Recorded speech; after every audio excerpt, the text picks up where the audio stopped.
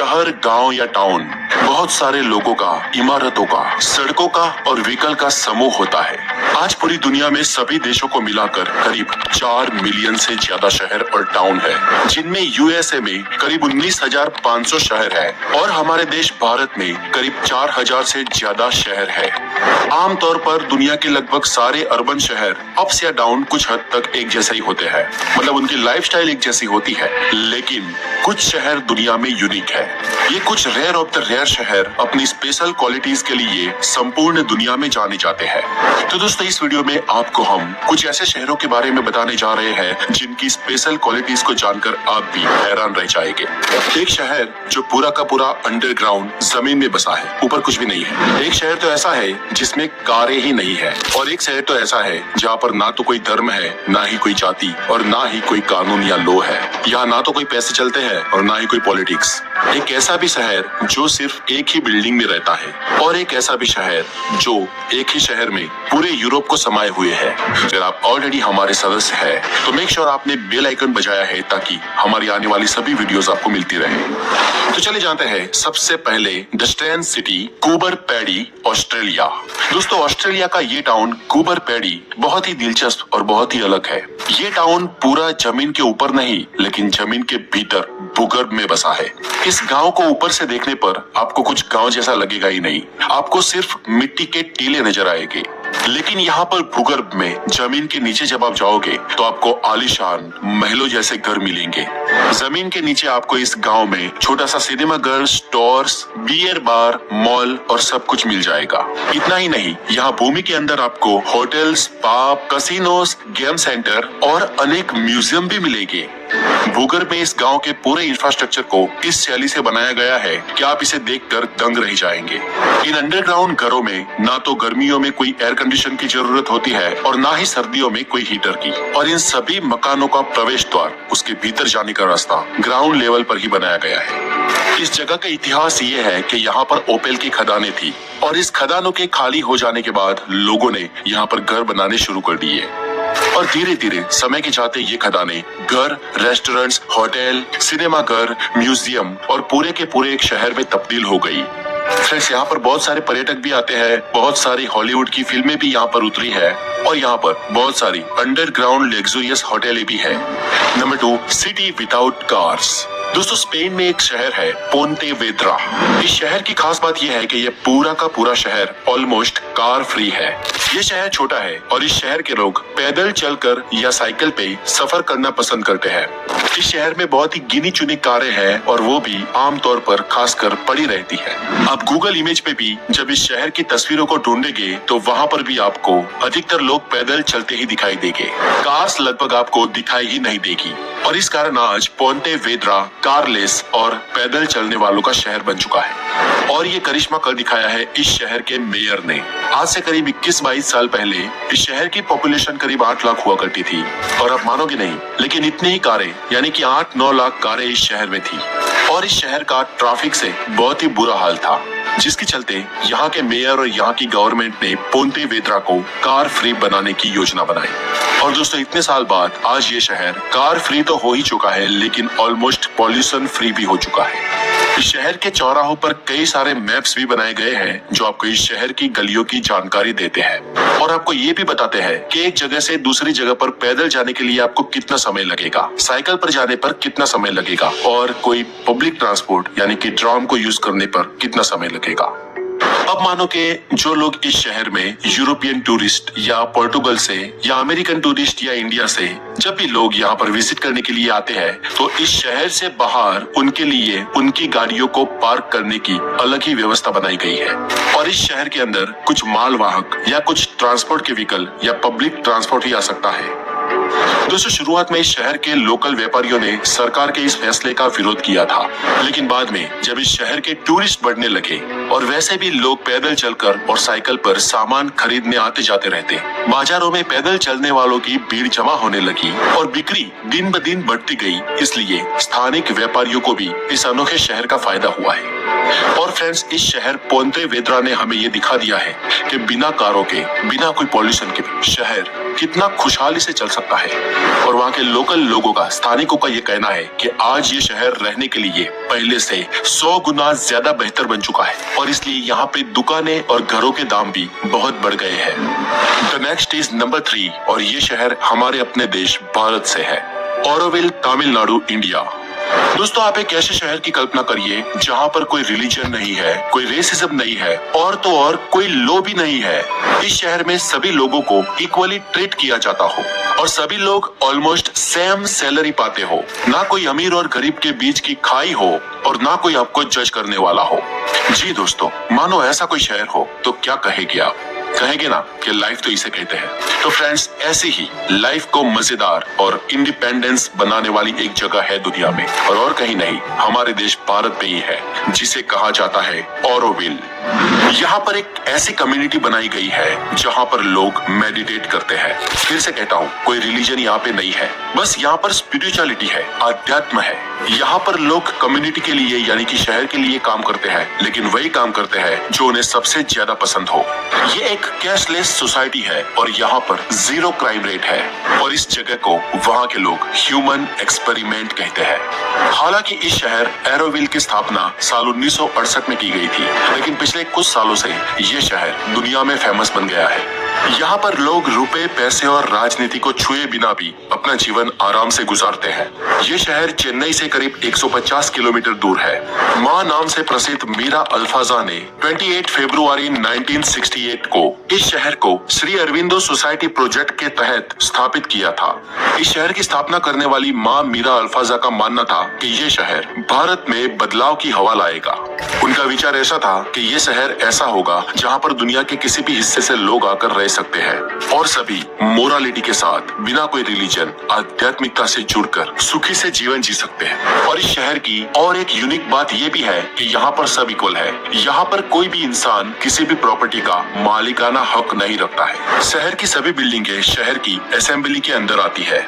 इस शहर के बीचों बीच ये एक खूबसूरत जगह बनाई गई है जो एक आधुनिक स्ट्रक्चरल टेम्पल टाइप लगता है। यहाँ पर सभी धर्मों के लोग दुनिया से आते हैं, बैठते हैं, योग करते हैं, मेडिटेशन करते हैं और बिना किसी धर्म या जाति का चश्मा पहने वो अपने इष्ट को याद करते हैं। यहाँ पर बहुत सारी चीजें निःशुल्क है और पैसों का आदान प्रदान तभी होता है जब कोई चीज ऑरोविल से बाहर निर्यात करनी या आयात करनी होती है। और ये शहर किसी एक इंसान या किसी एक समाज का नहीं है, लेकिन ये शहर संपूर्ण इंसानियत को दर्शाता है। यूनेस्को ने भी इस शहर की प्रशंसा की है और यूनेस्को अब तक इस शहर को 4 अवार्ड दे चुका है। दोस्तों, इस शहर में आपको मोरालिटी और इंसानियत की चरम सीमा देखने को मिलेगी। Number 4, the garbage city. दोस्तों, दुनिया में एक पूरी की पूरी गार्बेज सिटी भी है।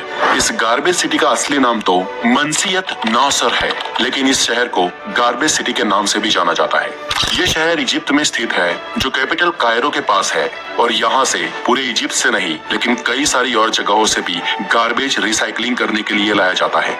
इसलिए यहाँ पर कूड़ा कचरा इतना आता है और इतना भरा पड़ा होता है कि इस शहर को गार्बेज सिटी का नाम मिला है। इस शहर में आपको जहाँ देखोगे वहाँ सिर्फ कचरा ही कचरा नजर आएगा। सड़कें हो, घर हो, बालकनी हो, छत हो, गलियां हो, कुछ भी, यहाँ पर कुछ भी हो, सिर्फ कचरा और बांस ही मिलेगी। Number 5, the village, Florida, United states. दोस्तों, अगर आप भी अपने रिटायरमेंट के बाद कहीं पर शिफ्ट होने का प्लान बना रहे हैं तो ये शहर आपके लिए टू द पॉइंट परफेक्ट है। ये शहर सिर्फ रिटायर्ड और बूढ़े लोगों के लिए ही बनाया गया है। हमारे यहाँ वृद्धाश्रम होते हैं ना, बस ये एक पूरा का पूरा शहर वृद्धाश्रम है। दोस्तों, आपको जानकर हैरानी होगी कि ये शहर इतना शांति और सुकून से भरा है कि यहाँ पर आज तक एक भी छोटा बड़ा भी आपराधिक मामला नहीं हुआ है। Number 6, village of naked people. मैं दुनिया में बहुत सारी जगह घुमा हूँ जहाँ पर यूरोप में खासकर कई सारे पब्लिक प्लेस पे भी, बीचेस पर भी और कई सारी जगहों पर लोग बिना कपड़ों के घूमते हैं, लेकिन यहाँ पर तो पूरा का पूरा गांव है और इस गांव का नाम है स्पील प्लाइट्स न्यूडिस्ट विलेज। ब्रिटेन के हर्टफोर्ड शहर के ब्रिगेडवुड में दूर स्थित एक छोटा सा गांव है और यहाँ रहने वाले बच्चे, महिलाएं, पुरुष, आधेड़, वृद्ध सभी बिना कपड़ों के रहते हैं और ये कोई आदिमानव की तरह नहीं लेकिन पूरी मॉडर्न लाइफस्टाइल जीते हैं। दोस्तों इस गांव के लोग सालों से नेकेड बिना कोई कपड़े ही रहते हैं। यहाँ के लोग वस्त्र पहनना पसंद नहीं करते हैं। वो लोग बिना कोई कपड़े जीवन जीकर ये मानते हैं कि वो नेचर से कनेक्टेड है। ये गांव जिस जगह पर बसा है उस जगह को 1929 में एसुल्ट रिचर्डसन ने खोजा था और इसके बाद इस ब्यूटीफुल जगह पर लोग आने लगे, बसने लगे और एक ये शहर बन गया। और शुरुआत से मतलब खोजा गया तब से ही लोगों ने ये फैसला किया कि वो यहाँ पर प्रकृति के पास और पूरे नेचुरल तरीके से रहेंगे। और तब से लेकर आज तक यहाँ के लोग आराम से ऐसे ही निर्वस्त्र जीवन गुजारते हैं। नंबर 7, उमोजा। नॉर्थ केन्या में बसा ये एक गांव है उमोजा, जहां सिर्फ औरतें ही रहती है। The men are banned here. कोई भी पुरुष इस गांव में अलाउड नहीं है। फ्रेंड्स इस गांव की स्टोरी ये है कि 1990 से पहले ये गांव मेल डोमिनेट था। यहाँ की महिलाओं पर बहुत ही अत्याचार होते थे और उनके नाम पर कोई जमीन, घर या जायदाद नहीं हुआ करती थी। महिलाओं के कोई राइट्स नहीं थे। उनकी छोटी बच्चियों की बूढ़ों के साथ शादी करवाई जाती थी और महिलाओं पे बहुत जुल्म किए जाते थे। और इस सब से तंग आकर उनमें से कुछ औरतों ने ये गांव बसाया था। शुरुआत में इन महिलाओं को और इस गांव को क्रिटिसिज्म झेलना पड़ा। इन महिलाओं की काफी बुराई हुई और उन्हें काफी दिक्कतों का सामना भी करना पड़ा था। लेकिन फाइनली ये महिलाएं अपने मिशन में कामयाब हो गई और कई सारी और बाहरी औरतों ने भी इनका साथ देना शुरू किया और यहाँ पर एक पूरा फीमेल डोमिनेट गांव बस गया। और आज इस गांव में हर एक सुख सुविधाएं है और इस गांव का मेन इनकम सोर्स ज्वेलरी बनाना है जो पूरी दुनिया में बिकती है। इनके अलावा यहाँ की कुछ औरतें पशुपालन और खेतीबाड़ी में भी निर्भर है। Number 8, the mask city. दोस्तों कोरोना काल में हम सब ने यानी कि लगभग पूरी दुनिया ने मास्क पहने हैं और मानो पूरा वर्ल्ड ही एक मास्क सिटी बन गया था। लेकिन जापान में एक जगह, एक शहर ऐसा भी है जहां पर मास्क पहनना जरूरी है और वहां के लोग आपको आउटसाइड मास्क में ही नजर आएंगे। इस शहर का नाम है मियाकेजिमा जो जापान में है। छोटी सी आबादी वाले इस शहर के आसपास कई बार ज्वालामुखी फूट चुका है और साल 2000 की साल में यहाँ पर जहरीली गैस निकलने के कारण लोगों का रहना रिस्ट्रिक्टेड कर दिया गया था। लेकिन हवामान शुद्ध होते ही वापस यहाँ पर लोगों को रहने की आजादी दे दी गई थी। पर फिर भी यहाँ पर कुछ प्रतिशत में जहरीली गैस का खतरा है, इसलिए लोग यहाँ पर मास्क पहन के ही रहते हैं। Number 9, Whittier, Alaska.